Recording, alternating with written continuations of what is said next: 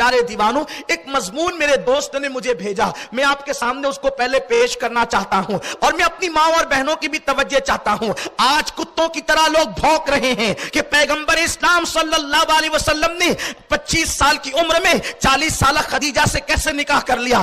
آج لوگ کتوں کی طرح بھونک رہے ہیں کہ پیغمبر اسلام نے 53 سال کی عمر میں 9 سال کی عائشہ سے نکاح کیسے کر لیا۔ کیا یہ ظلم نہیں؟ اس طرح کی بکواس بکی جا رہی ہے۔ کوئی کہتا ہے نبی نے 11 بیویاں کیوں کی؟ اس لیے کہ ایک مرد اگر 11 بیویاں کرے تو کیا عورتوں پہ ظلم نہیں ہے؟ میرے آقا صلی اللہ علیہ وسلم کے پیارے دیوانوں، جس عورت کے پاس علم نہ ہو وہ ٹی وی پر بیٹھنے والے ان بکواس کرنے والوں کی بکواس سے متاثر ہو جاتی ہیں۔ مگر آج میں پہلے یہ بات بتاؤں، علم دین حاصل کرو۔ میرے آقا صلی اللہ تعالی علیہ وسلم کی شان یہ ہے، انسان قانون کے مطابق زندگی گزارتا ہے۔ مصطفیٰ جان رحمت وہ قانون ساز ہیں کہ وہ جس طرح زندگی گزارتے ہیں اسی طریقے سے قانون ترتیب پاتا چلا جاتا ہے۔ میرے آقا علیہ السلام کے پیارے دیوانوں، ایک وہ لوگ ہوتے ہیں جو راستے کے مطابق چلتے ہیں، اور کچھ لوگ وہ ہوتے ہیں جو چلتے ہیں تو راستہ بن جاتا ہے۔ مصطفیٰ جان رحمت اس ذات کا نام ہے، وہ جدھر قدم رکھ دیتے ہیں ادھر راستے بنتے چلے جاتے ہیں۔ حضور کا کردار قانون ہے، حضور کا فرمان قانون ہے، حضور کی رفتار قانون ہے، حضور کی گفتار قانون ہے، حضور کی زندگی قانون ہے۔ وہ سو جائے تو معراج منامی، وہ جاگے تو خدا سے حق کلامی۔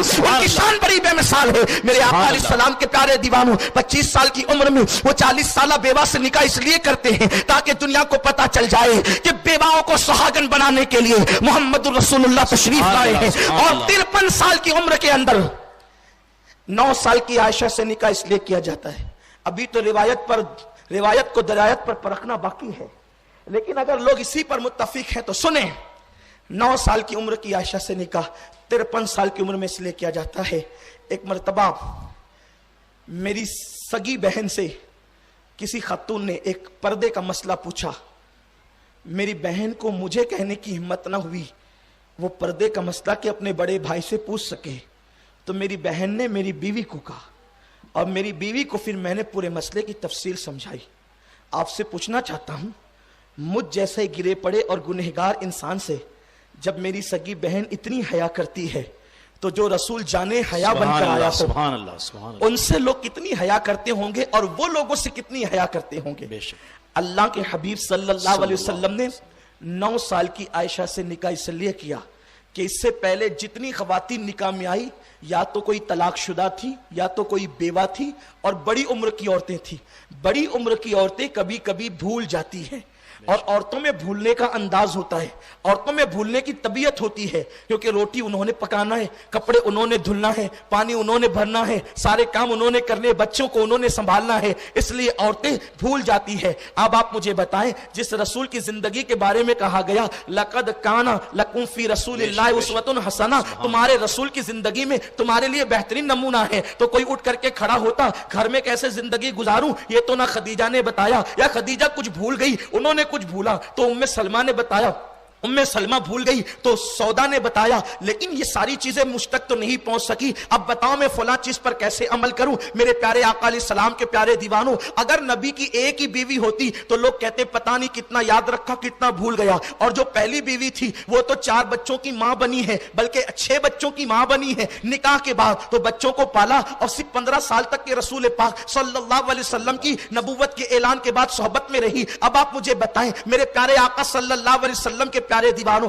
بلکہ 15 سال بھی نہیں 12 سال تک ہی، بعض لوگ 11 سال ہی کہتے ہیں، الگ الگ روایات ہیں، لیکن اللہ اکبر تو لوگ کہتے ہیں خدیجہ یہ بھول گئی ہوگی یہ بھول گئی ہوگی یہ بھول گئی ہوگی۔ اللہ نے کہا محبوب کس لیے کہ تو قانون پر چلنے والا بھی ہے، تو شارح بھی ہے اور تو شارع بھی ہے، اس لیے محبوب تو جو ہے جتنے چاہے نکاح کر لے، اس لیے زیادہ نکاح تیرے کروانے ہیں کہ باہر کی زندگی کو کبھی ابو بکر بیان کریں گے، کبھی عمر بیان کریں گے، کبھی عثمان بیان کریں گے، کبھی علی بیان کریں گے، کبھی سعد بیان کریں گے، کبھی سعید بیان کریں گے، کبھی طلحہ بیان کریں گے، کبھی ابو عبیدہ بیان کریں گے۔ جو ابو بکر بھول جائیں عمر اس نقطے کا اظہار کریں گے، عمر جس کو بھول جائے بلال اس کا اظہار کریں گے، بلال جس کو بھول جائے ابو ہریرہ نکال کر بیان کرے گا، ابو ہریرہ سے جو چھوٹ جائے ابو عبیدہ ابن الجرہ بیان کرے گا۔ گویا کہ کم و بیش 1,24,000 کو میرے آقا کی زندگی کی حفاظت کے لیے خدا نے کھڑا کر دیا اور پھر انہوں نے اتنی حفاظت کی. حضور مسکرائے تو کتنے دانت نظر آئے. صحابہ نے باریکی سے یہ بھی بیان کیا.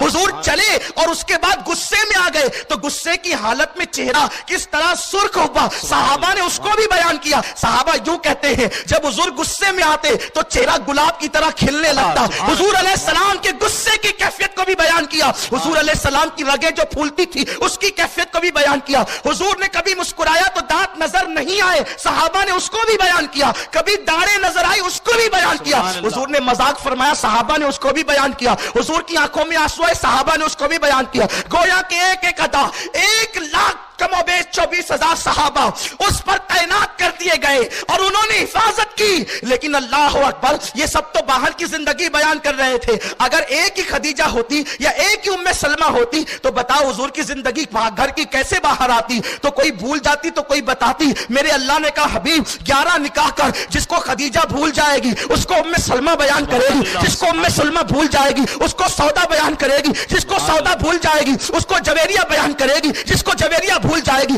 اس کو زینب بنت حجش بیان کرے گی, جس کو زینب بنت حجش بھول جائے گی اس کو زینب بنت جحش بیان کرے گی, جس کو زینب بنت جحش بھول جائے گی اس کو اللہ اکبر ام حبیبہ بیان کرے گی, جس کو ام حبیبہ بھول جائے گی اس کو ماریہ بیان کرے گی. اور جس کو سب بھول جائیں گے تو ایک چھوٹی عمر کی بیوی تیرے نکاح میں دیں گے, اس کا ذہن فریش ہوگا, وہ ذہین و فتیل ہوگی, اس کو تیرے نکاح میں رکھیں گے کیونکہ بچپن میں ذہن جو ہے بہت فریش ہوتا ہے, دماغ تازہ ہوتا ہے. تو جس کو سب بھول جائیں گے اس کو ام المومنین عائشہ صدیقہ بیان کرے گی. اسی لیے کہا جاتا ہے کہ تقریباً 1/4 دین جو ہے اگر امت تک کسی نے پہنچایا ہے تو وہ تنہا سیدہ عائشہ صدیقہ نے.